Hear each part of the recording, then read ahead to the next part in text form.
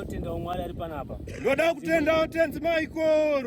Uyaone mudzimai wangu yapa nguwa yekufa. Ndakauyaona mudzimai wangu yapa nguwa yekufa. Asi musi watakasvika the very day ndo musi wakasunungurwa. Asi musi watakasvika the very day ndo musi wakasunungurwa. Kutenda umwari wenzvimbo ino. Ndoda kutenda Mwari wenzvimbo ino. Ndiye mudzimai wangu ari pano. Ndiye mudzimai wangu ari pano. Baba vari kutisha.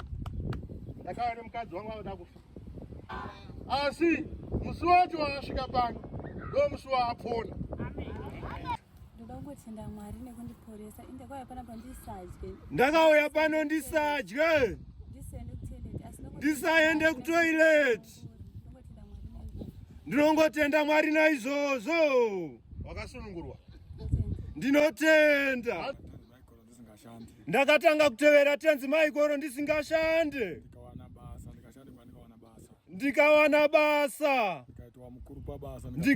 Ndikaitwa mukuru pabasa ndikapromotewa. Ndokubva ndakumbira Tenzi Michael kuti ndakudawo kuti ndichivakawo musha. Ndokubva ndakumbira Tenzi Michael kuti ndakudawo kuvaka musha. Ndokubva ndavaka musha ndikatumira mudzimai mari akavaka musha. Ndokubva ndavaka musha ndikatumira mudzimai mari akavaka musha. Neimba hombe kuchitungwiza. Ndine imba hombe kuchitungwiza.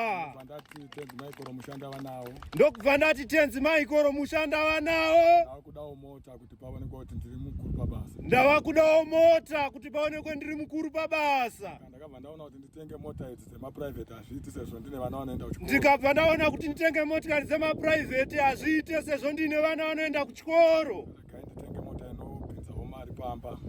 Ndobva ndati rega nditenge mota inopinza mari pamba. Ndikabhadhara lori ndikapedza. Ndikabhadhara lori ndikapedza. Tenzi Michael vachindibetserawo ndichiuyisa kumusha kuvana. Saka ndakanjikumbirawo kuti Tenzi Michael vandibetsere ndiuyise kumusha kuvana. Ndinotenda.